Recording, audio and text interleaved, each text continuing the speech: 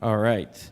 Well, welcome to Youth Open House. Everybody watching online, thank you for being in the room where it happens. We're starting right on time generally with these things. I love it. We don't start on time because it's like you allow people to trickle in. Yes. But we're not doing that tonight. We're not doing that. So if you miss anything special, you're going to have to catch it online. Indeed. So here we are, CJ. What's going on, Josh? You've been here for how long? I've been here, actually in October, it'll be exactly 3 years. 3 years. That's 3 crazy. years, indeed. So that's 2021? 2021. I came October 2021, straight Nice. from Brooklyn.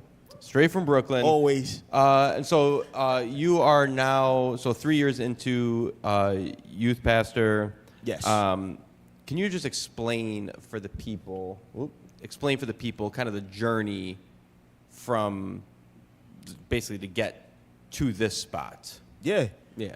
So you're asking like how long I've been in youth pastoring, et Yeah, cetera. youth pastoring, working with people under 30.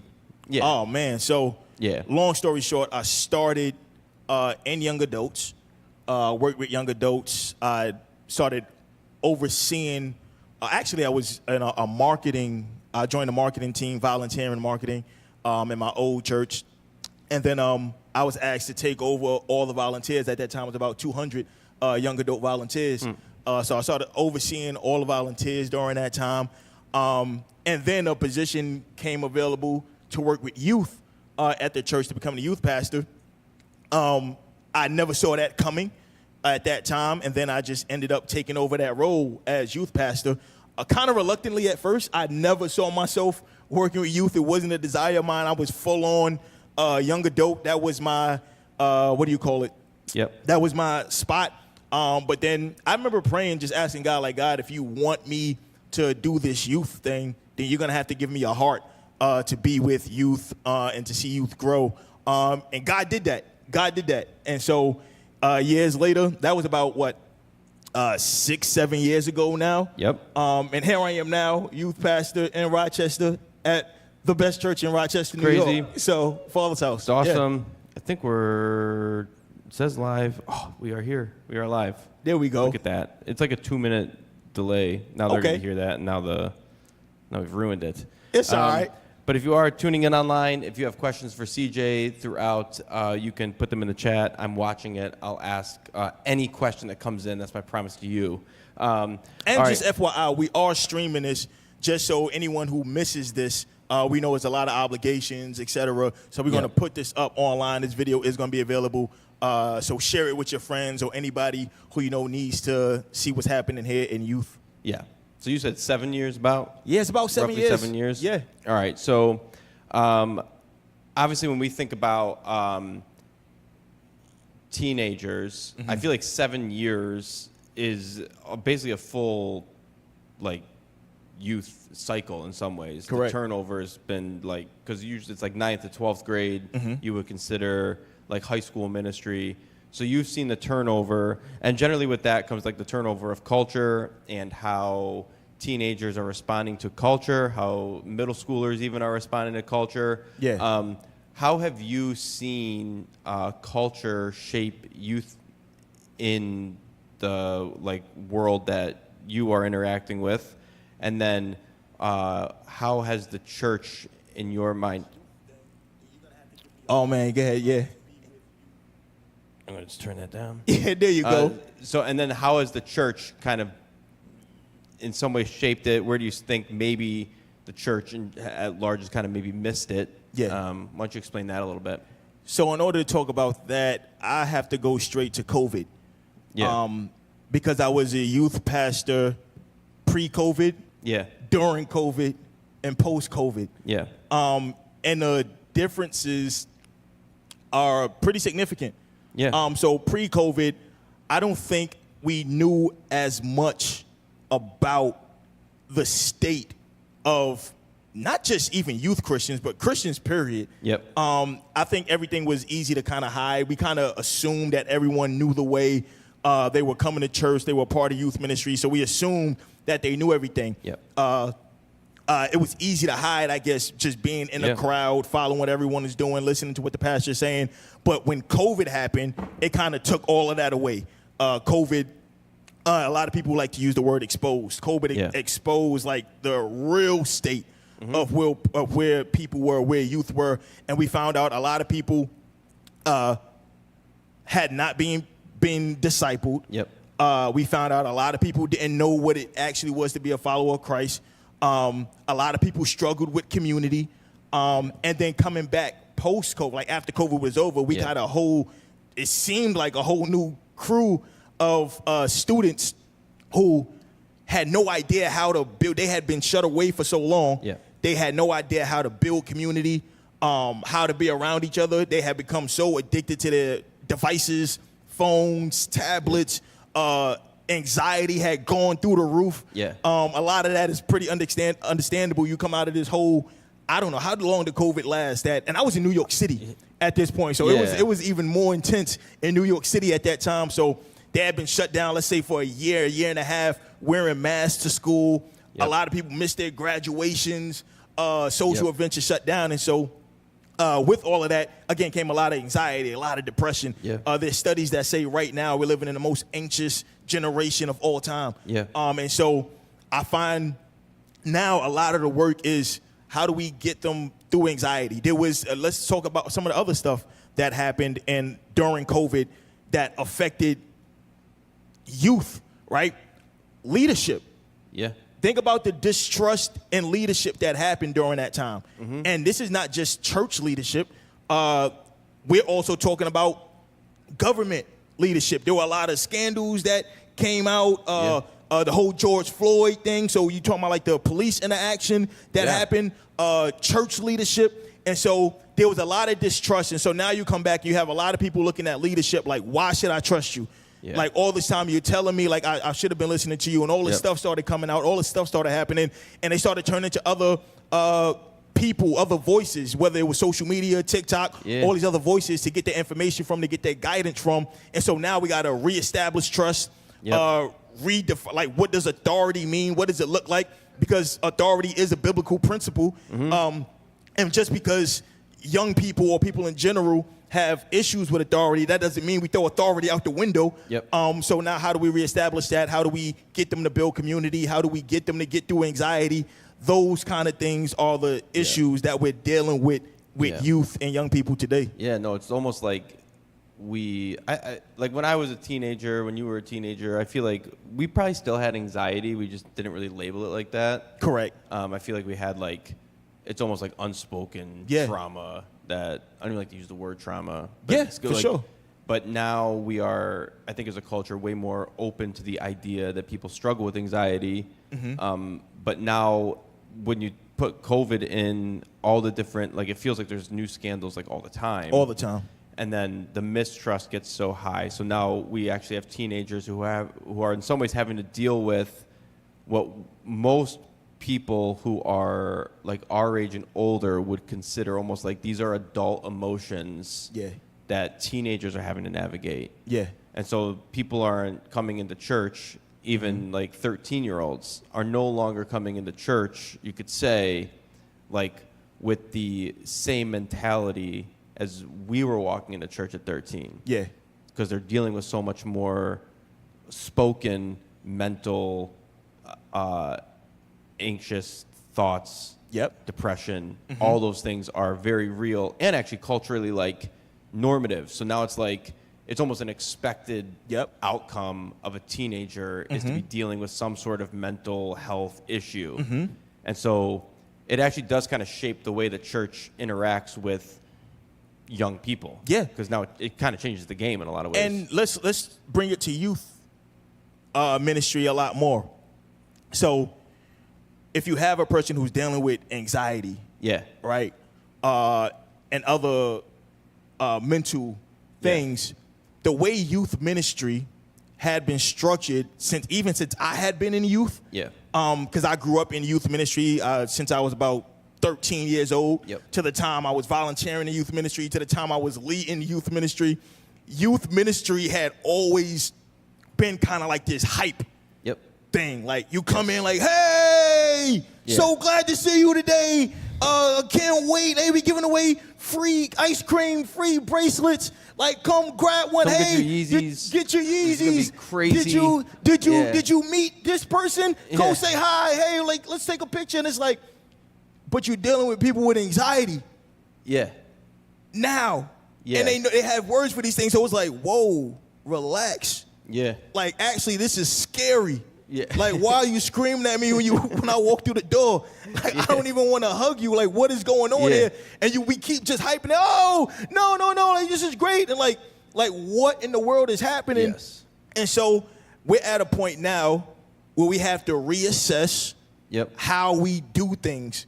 The things that had worked for so long are no longer working. So now how do we shift gears and have not just youth ministry for the sake of having youth ministry, but have effective youth ministry where we can see change and growth in our young people? And that's where we're at right now. Yeah. So when we think about youth ministry at the Father's House, we've done all of the things. And so as you look forward to like the school year started, we've got youth, like it's happening. So with all of these things in mind that have happened in the world and that people are dealing with, how do you see as like parents figuring out like how are my kids going to experience youth ministry at the Father's House? Like, how do you see this thing playing out? Yeah. So I feel like there's a couple of things that has to happen, and it's just parent connect. And so hoping all the parents online and all the parents in the room I feel like there's some things that parents have to understand. Yeah. And I hope this is answering your question. If not, you can always redirect me back. I'll ask it again if it's not.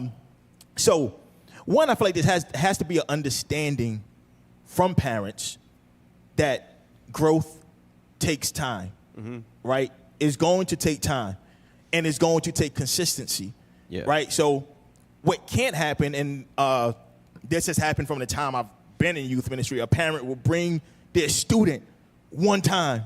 Yeah. And it's like, I just don't know. I'm like, you can't do anything one time and expect results. Yep. Like, imagine if you brought your student to school one time. Yeah. And expect them to be ready to graduate, but it just doesn't work like that. Right. And I feel like there's this like expectation. Yeah. Unrealistic expectation that they'll come to church, have this amazing experience with God, the sky is going to crack open, and then the student's going to go home and not be anxious anymore and have a ton of friends and just fall in love with Jesus. And it just doesn't happen like that. Yeah. So one, is going to take time. It's going to take consistency. And it's going to take some coaching, right? Everything that I'm describing right now, there's a biblical term for it, and it's called discipleship. Yeah. Right? And discipleship is something like Jesus modeled like how to do discipleship. He literally told the guys who followed him, like, come follow me. Like, you got to spend time with me. You got to do life with me. You have to have a relationship with me. And so one of the things that we're going to be focused on in youth ministry this season especially is the relationship building, the time that it takes, the patience that it takes, the growth that it takes, all these things that are necessary to grow. It's just some of the things that we're going to be focused on. If that did I answer your question? Yeah, I think that answered my question. They can let us know online if it answered the question. Yeah. But I think it did. So you mentioned discipleship, which I think is a great topic because I believe that is like the point of the church. Yeah. It's basically what Jesus said to do, was go and make disciples. And so how do you see, like I think I wrote it down, like the plans or I guess strategies to help teenagers grow in their faith? Yeah.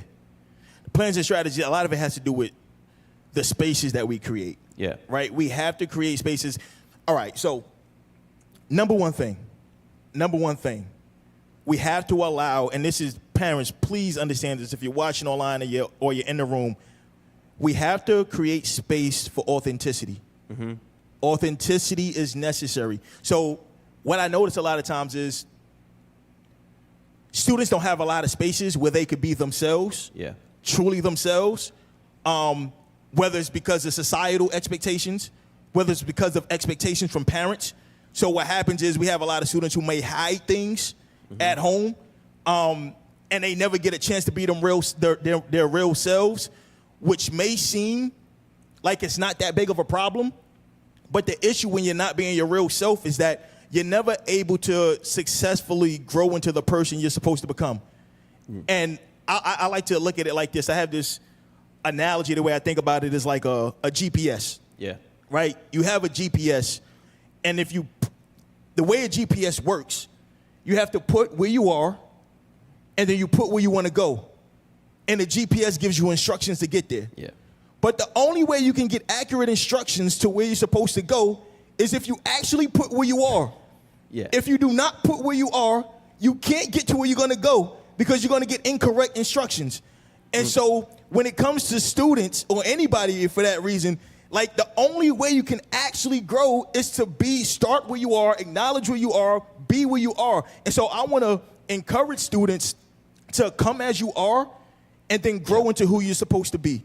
Yeah. And that's what we're going to be doing here. And we'll have different things set up, whether it's we'll have services, but we'll also have after parties. Yeah. It's just places where they can feel free, let their head down, and we can't be afraid of authenticity. Yeah. We can't be afraid of real. And I was, especially for parents, I speak to a lot of parents who are afraid to see the real side of their students, or they almost like create this figment of their imagination of what their kids are or what their kids should be. And I'm like, that's not your kid. You would love for that to be your kid. You got to give them space to be themselves unapologetically without hiding. There was a famous sermon quote that went viral some time ago, and it said, God can't bless who you pretend to be. He can only bless who you really are. And that's essentially the thought about authenticity. If we don't allow our students to be who they are, and not be afraid about it, they will never grow into who they're supposed to be because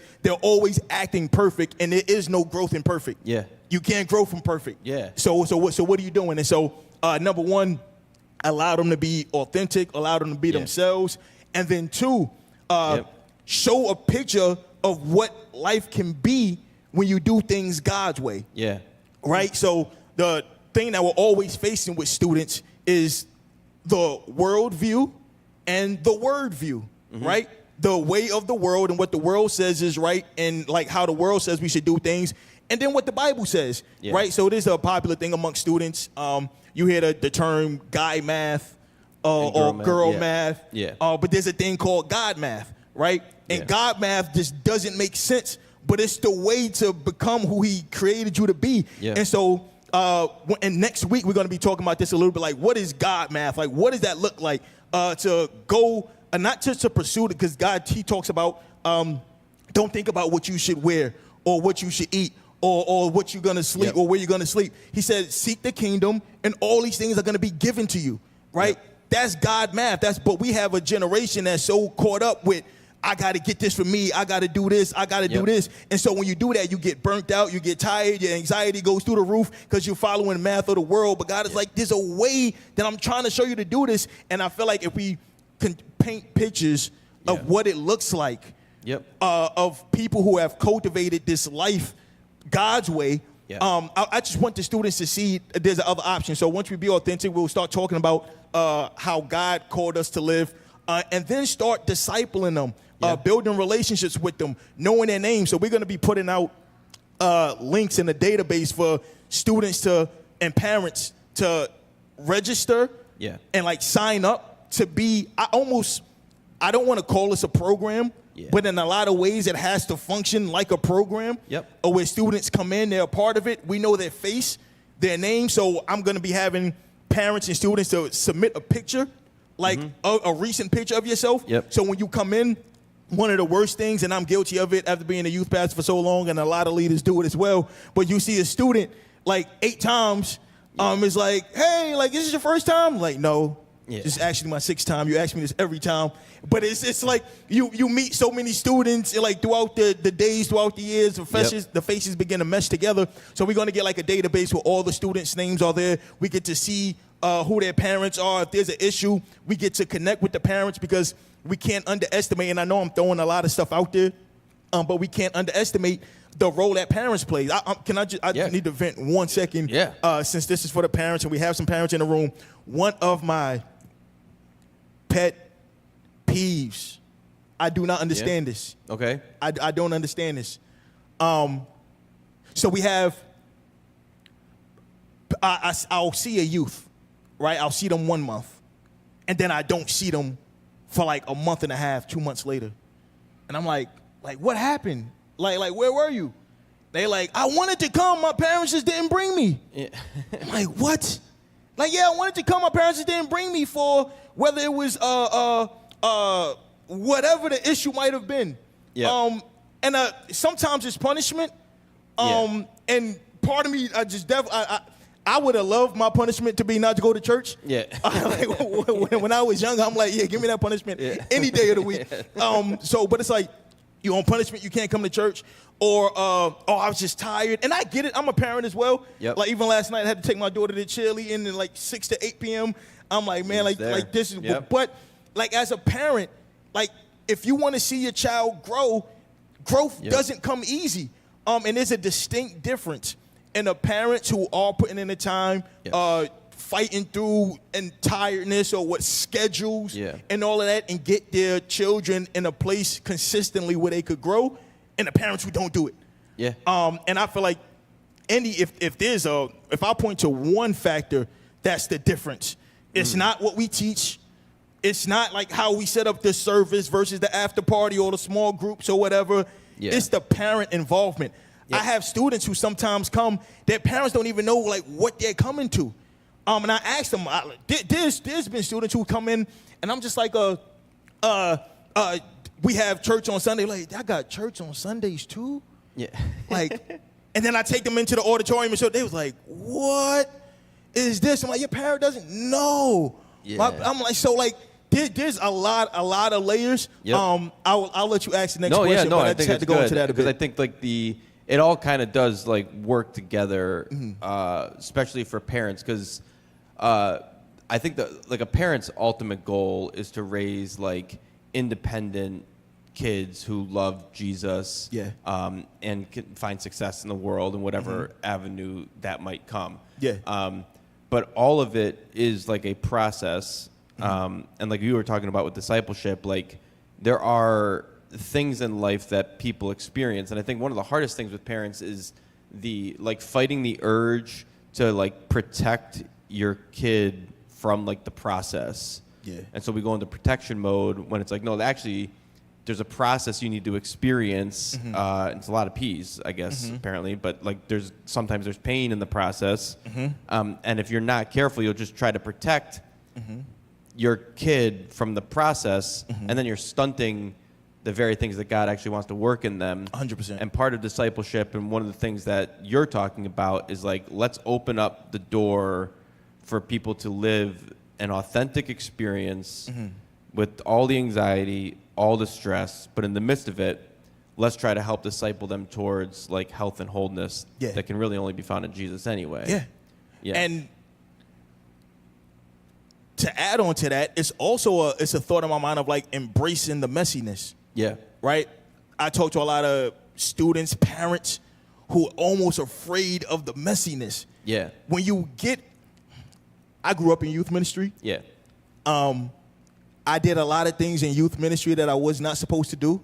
Nice. Do you want to divulge or not? Should I divulge? I sometimes I feel like divulgence is necessary. Yeah. And so whether it comes to sex, whether it comes to even meeting people that I probably like shouldn't have met. Yep. I'm still here. Yeah. You know what I mean? Like, it wasn't the end of the world. And I speak to fights. Yeah. Like dude, so many fights. I got in so many of them. I believe you, Josh. Yeah. I believe you. So it's like this, like sometimes I hear stories. I even have like leaders, and this is a note to like any of the volunteers or leaders who serve as well. Sometimes I get like an email or a text like, "Hey man, like these youth, like we got to have a discussion. Yeah, like this must stop." We do. Yeah. I'm like, I feel like if that stuff is not happening, we don't even got a youth ministry. Yep. Because nobody's being real. Yeah. So there's an element of like seeing us again. Don't try to act like you're not doing Yep. this stuff. Like, we know you're doing it. And so when we see it, opens the door for us to have real conversations. Yep. This opens the door for actual discipleship. I'm not trying to avoid messiness. Yeah. I'm not. If I was trying to avoid messiness, I wouldn't be a pastor in church. Yep. Like, I'm not trying to avoid messiness. I'm not afraid of messiness, and I don't want anybody to be afraid of messiness. And again, I'm not condoning mess. Yep. But I do condone authenticity because, again, I strongly believe if you are not authentic, there's no place for you to grow. And so, just embrace messiness. Don't be scared. Like, if you heard your student, a guy hooked up with a girl, or let's take it further, a girl was hooking up with a girl that they met in youth ministry, and now since that happened, they can no longer come to youth ministry because this stuff is happening. This is the world in 2024, and if we're ever going to get to where God wants us to get to, we have to be able to embrace the mess, not be afraid of it, know that God has enough grace to cover us and help us to walk through it. And know that things won't change overnight. And so that's just a few of the things that I feel like necessary to throw out there. Yeah, no, I think it's really important because, again, I think there's an element of, because if I think back to my time growing up, like, it's like parents, you're doing the best you can. Like, you're just terrified and trying to figure this thing out. And I think there's an element of being able to keep the conversation open with your kids, because like what ends up happening, it's like when your kid hits middle school, like middle school is the first time in your kid's life that like your influence as a parent and their friends' influence on them like they intersects for like the first time. So now for the first time in like your 12-year-old's life, like you are not the most important person and the most important voice in their life. 100%. And so it's like the yarn ball is starting to unravel. And if you're not careful, you'll think that you're losing control because your child is starting to now separate themselves from you. Yeah. And it gets even crazier because as they go through their high school career, they literally will, like, now their friends' influence is actually stronger. Yeah. And in their view, more important than yours as a parent. Correct. And that can be like an ego hit because it's like, no, I'm your dad. Like, you, like, not gonna not listen to me. What? Yeah. But it's like a psychological thing that happens. And again, it goes back to the process. Like Scripture says, like if you train up a child in the way they should go, when they're old, they will not depart from it. That old is important. No one wants to have an old view. Yes. They want to have, like, my kid's 13, and they are not going to depart from it. And it's like, no, the reality is a kid is going to be curious about everything. And so the question is, you can't uproot yourself from the culture. You can try. It usually ends with a cult, but you can try. The question is, how can I effectively put my kid in situations where I know they're going to be discipled to wholeness? The scary thing is, if everyone's doing that, the place they're going might sometimes be like, what? So you have to be able to trust the process of discipleship, which I think is pretty amazing. So what would you say throughout the year? I don't know if you can even answer this, but what are some like key topics, themes, things you want to be focusing on within the youth ministry this year? So, again, first, I want them to understand there's a distinct difference because this is a church. Right? We believe in the Bible. And doing things God's way. And we believe if you do things God's way, you get the results that come with doing things God's way. Versus if you do things the world's way, there are things that come with doing things the world's way. So we got to first, we're going to spend some time like understanding like the difference between the two. Because a lot of people don't understand, especially young people don't understand. They think their feelings are everything. They feel like their happiness is everything. They feel like what TikTok said or what social media said or what Instagram said is everything. And then you ask them, what does God say about it? And they have no idea what God says about it. And if you have no idea what God says about it, you can't do what God tells you to do, so you don't get the results that comes with what God told you to do. So first, we got to start with a clear distinction of the world's way and God's way, and why God's way is important, why we need to follow God's way, what comes from doing things God's way. And then after we start there, we're going to go into authenticity. And again, because the only way to get to where you're going to go is to start where you are and be who you are really. And again, we want them to understand the goal is not to come as you are and stay as you are. The goal is to come as you are and grow into who you're meant to be.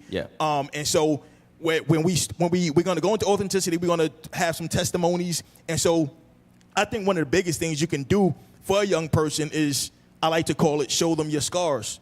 Right? Show them where you've been. So I feel like there's young people who may look, and even some parents may look at, and I would hope parents have a little more like wisdom and like insight into how this works. But they might look at a pastor or a leader and feel like they didn't do at 13 what your student was doing at 13.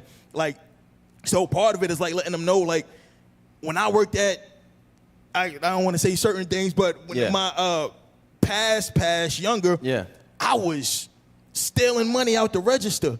I was having sex in the back of the bus. Like, I was in youth ministry, but not in youth ministry. Some of my people had guns that they was bringing to youth ministry, and we just came for one reason and one reason only.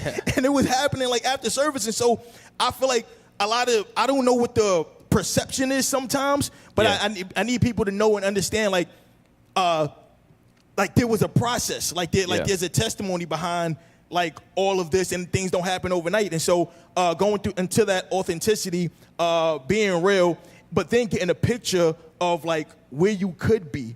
Like if you follow God's way. So we kind of want to paint that picture, start showing them who they could be. And now after that, let's start mapping out the road to like how you get there. What does your devotion time look like? What does your community look like? I will even go into fitness and all of that, because all of that, I feel like we have to have a holistic 360 view of our faith and not a compartmentalized faith. And I feel like a compartmentalized faith is a reason why we see so many like inconsistencies and flaws, because we try to separate what we do at church from what we do at school, or from what we do at church from what we do at home, and don't understand how when Jesus comes, he comes to impact every area of your life. So this isn't for you to just do this here and not do it everywhere. This should be impacting everything. But what does it look like for it to impact everything? That's some of the things that we're going to be teaching and showing as we putting out this roadmap to who you're meant to be. And again, that takes time, right? And then with the other thing I feel like is necessary to mention is that there's a balance of things you learn, because there is some learning and teaching that has to happen, but there is also encounter with God that has to happen as well. So it has to be a mix. And so when we have our services, the services are meant to have a balance of the teaching, and have a balance of encounter and Holy Spirit. And so we're going to be doing worship, part of it, teaching what worship is and all that extra stuff. And so all of those things. Cool. That's cool. In the chat, if you have any questions, you can put them in and we will ask them. Anybody in the room got any questions while we're going? Yeah.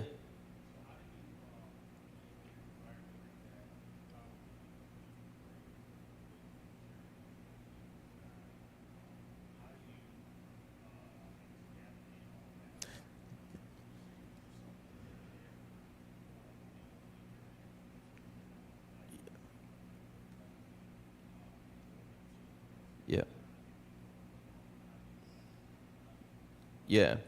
Well, real quick, just so for people online, the question is basically like, how do you deal with the wide array of like ages, maturity levels, people in different places in their walk with God? Like, how do you make sure, essentially, that like it's in some ways a safe place for everybody, and that it's like you can cater to it, essentially? Right? That's a amazing question, and I've been dealing a lot with like digging in to this, and let me answer this question this way. I think a lot of thought has to go into how we gather, right? I feel like we fall short when we don't acknowledge the different demographics, stages of life, levels of faith that might be in a room. Yeah. So if we come in and assume that everyone grew up in church, understands Genesis through Revelation, if we come in with that assumption, then we're going to fall short, right? So one is understanding that there's different demographics in the room, and it's necessary for parents to understand that there's different demographics in the room, right? So one is the understanding of it. Two is now that we understand it, it's walking through. And so, like, here's what I like to say, like, our services, like when we start services this school year, our services are going to include, like, house rules. I like to call them house rules. Is, again, like, these things are necessary for people who are not of the same background to know how to operate and conduct themselves in a specific space. Right? So I think a lot of people would hope that everyone would come in and just know how to operate, but that's just etiquette, right? When people come in and everyone knows how to operate, that's etiquette. Just because you know, like, hey, we come in, we do this, we come in, we do this. So what if people who don't know that you do this, this is what happens. You need rules. And so rules allow for a diverse group of people to come together and enjoy an experience together. And so we're going to have, like, house rules. This is what we do. This is how we do it. And then it's explanation. So when we go into worship, how do you worship if you are not a Christian? What does worship mean to you? What does worship look like to you? What even is that? This is why you might have people just standing, like, looking as people are worshiping, because worship is for believers. We know God, we know who God is, and so when we come in, like, we worshiping this God who we know. So if you don't know God, what is this to you?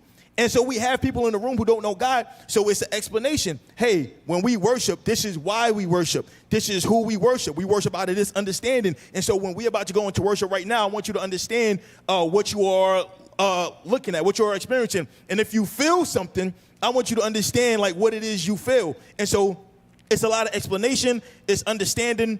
It's back to the whole discipleship thing, the relationship things. Give spaces to ask questions. So one of the things in our recent meetings that we are going to include is surveys after each service, right? So we'll put up a survey for them just to fill out quickly.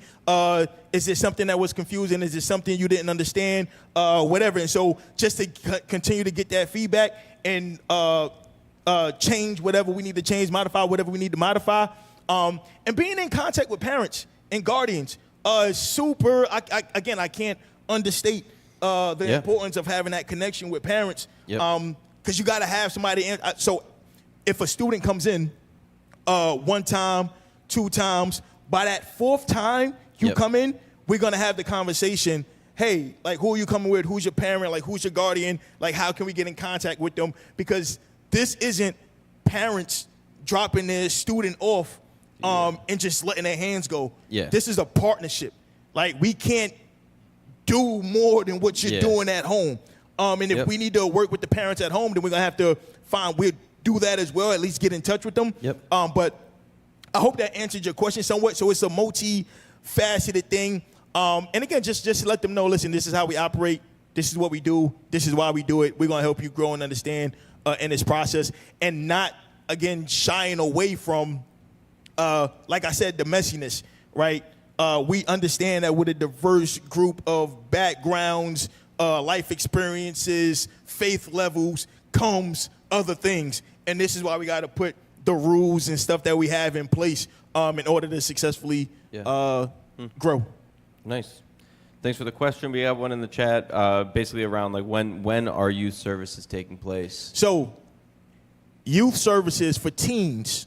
Starting next Wednesday, this time next Wednesday, it'll be 7.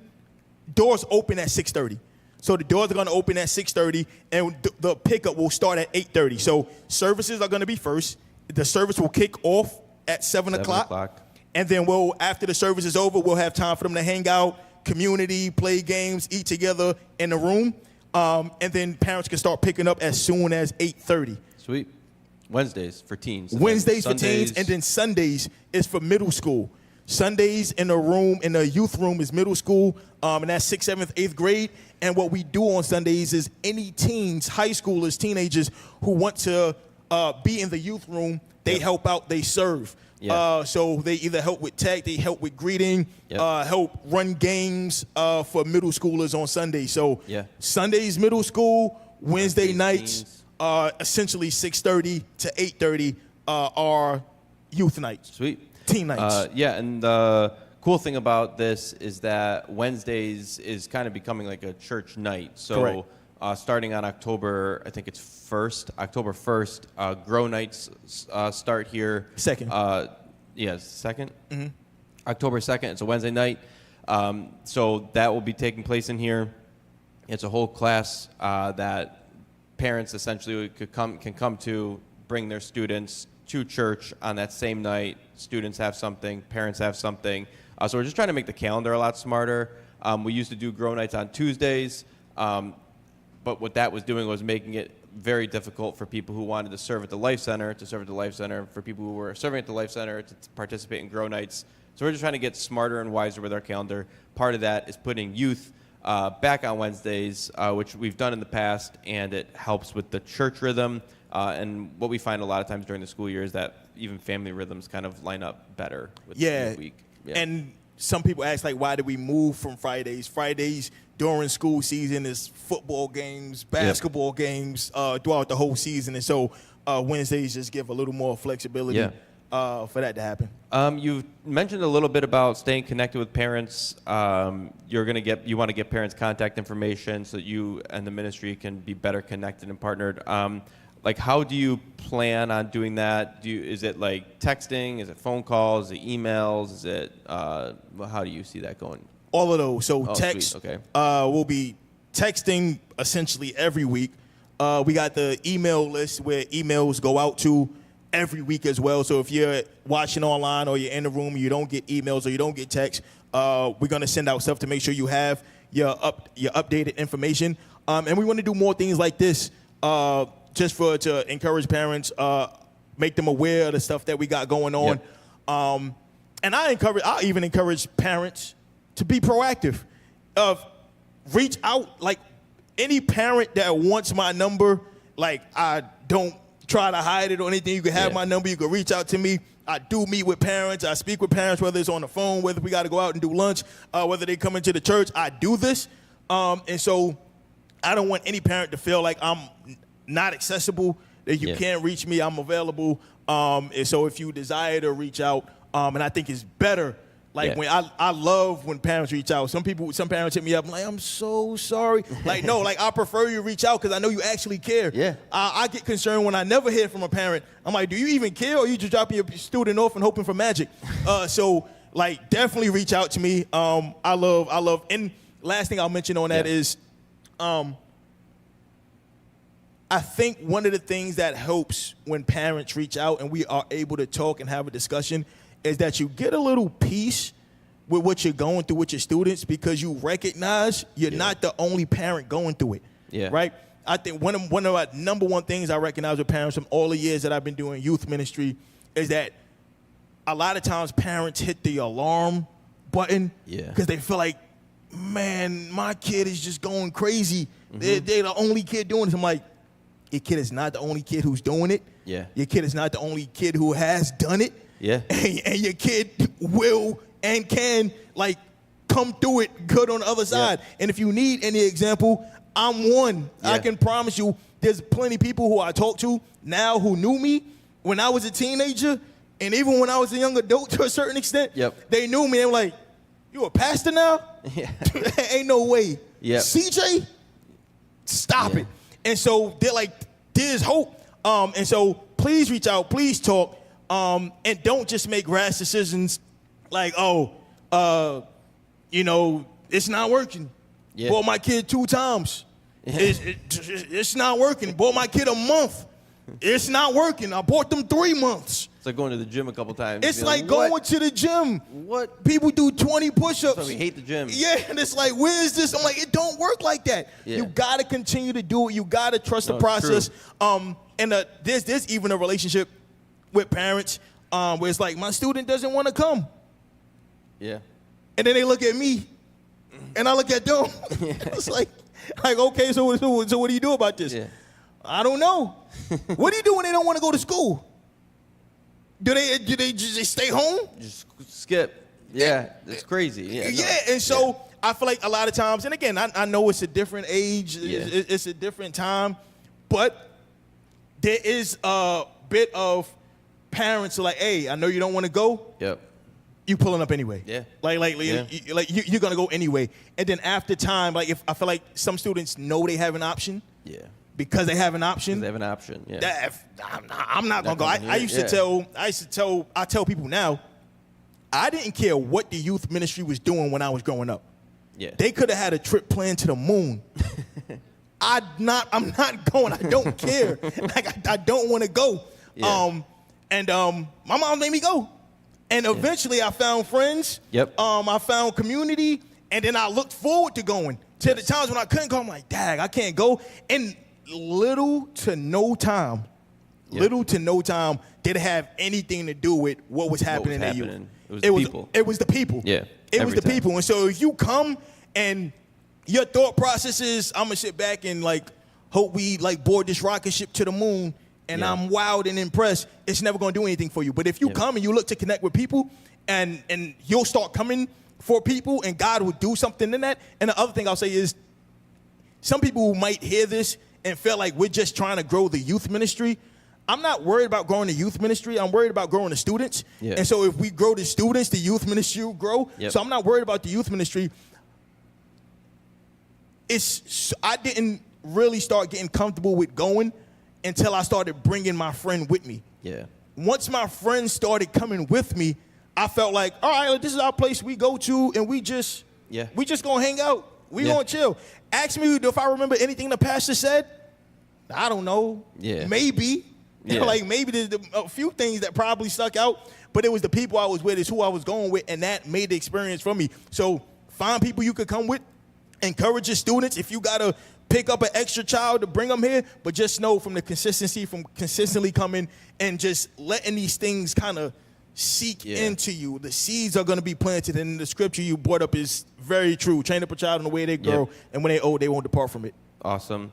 Last thing I would have you answer is for the parents who are tuning in and the ones that are in the room, just moving forward, like what opportunities are there for parents to be involved in what's happening with youth? Oh, plenty of opportunity. I was actually having a conversation about this earlier today. One, any parent online, in a room, who's going to watch this later, any parent who wants to serve and volunteer, you can always serve and volunteer. We need, and I got to just mention this, we have to get people who have walked through this, like teenage life, have overcome it, and can speak into it, right, from years down the road. Right. I feel like my best experiences in youth ministry, I had seasoned leaders. Now, seasoned leaders wasn't the most fun leaders, right, all the time, and sometimes we look for fun and cool so much that we never grow. Yep. Because the fun and the cool don't always have what we need in order to grow. And so some of the seasoned leaders that I had in my life, they were the ones who were able to calm me down, give me perspective, take me out like when I needed to be taken out, drive me places when I needed to be driven. And so I want to just appeal to like some of the some people feel like, you know, if I'm 30 and above, 40 and above, man, I can't do nothing with youth. That's a lie. Like, that's a lie. You actually have a bigger impact on students and young people than you think you have. And the young people and the students need it. I needed it. Don't fall into the trap that I'm not young enough, I'm not cool enough, I don't understand their world. You don't gotta understand their world. You just have to understand people. You have to understand issues. And if you're able to do that, like you're actually in a lot of ways more equipped to serve than somebody who may be just graduated high school and still figuring they still got residue on them from math class. Yeah. Awesome. Are there any other questions before we close off? And online you can ask as well. But if not, this was good. Anything you want to say to No. If anything, I would just close with remember the goal. Mm-hmm. Like I said, is come as you are, grow into who you're meant to be. Yep. Right. And on Wednesday nights, we're calling it home, because home is where I feel like is the best depiction of you come in one way, whether you're a toddler, and then by the time it's time for you to leave home, you are ready to go into the world. And I feel like the ideal youth ministry brings in students at whatever age, 9th grade, let's say if it's high school, and then by the time they leave at 12th grade, they're ready to go into college, they're ready to go into the workforce, they're ready to start having dating relationships. If you come in as a 9th grader and you leave as a 12th grader and you're the same as you came in, you just wasted 4 years. Yeah. And that's not what we're trying to do here. So fall in love, Kobe said this, basketball player, fall in love with the process. Yep. Growth is hard. Growth takes time. Growth takes consistency. Growth is annoying, but growth is worth all of those things once you reach what you actually, and I feel like there are so many young people who never reach it because the process is so annoying. Yeah. Because the process is so sucky. Because the process is so, I got to go again. It's every week. Yes, it's every week. Yeah. Like, what do you add? Like, do you know what it takes to grow? Did you ever grown anything